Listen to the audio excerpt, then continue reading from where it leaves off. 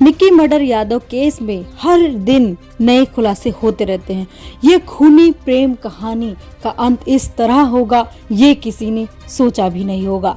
साहिल जो कि निक्की यादव का पार्टनर था और कह सके अगर फोटो के आधार पर कहें तो उसका पति भी था, और इस हिसाब से उसने अपनी पत्नी का खून किया था। ये मामला जब से ही सामने आया है तब से ही इस कहानी में हर दिन एक ना एक नया मोड़ आता रहता है। हाल ही में श्रद्धा हत्याकांड का जो केस सामने आया था, उसके बाद से दिल्ली में प्रेम कहानी तो मानो जैसे कोई नाम भी ले तो डर जाता है। पर हर अपराधी जुर्म करने से पहले उसके बाद जो सजा मिलती है उसकी कल्पना क्यों नहीं करता। अगर कर ले तो ये जुर्म होगा ही नहीं। साहिल ने अपनी पहली पत्नी का मर्डर करने के बाद साहिल अब उससे मिस कर रहा है।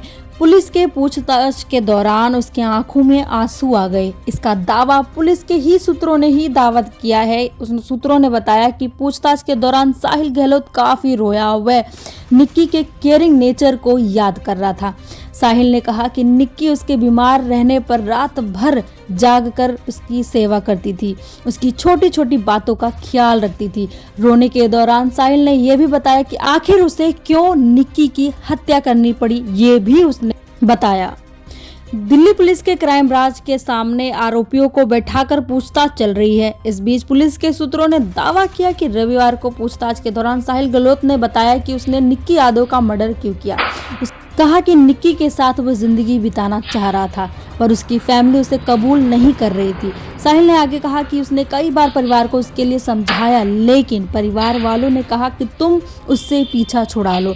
साहिल ने आगे कहा कि इसके बाद मैंने निक्की को मनाने में मैं लग गया, वह नहीं मानी और मजबूरन उसे निक्की की हत्या करनी पड़ी। यह आखिरी वीडियो थी और ये उसके शादी की फोटोज हैं। आप लोगों की क्या राय है? आपकी जो भी राय है कमेंट बॉक्स में ज़रूर बताएं।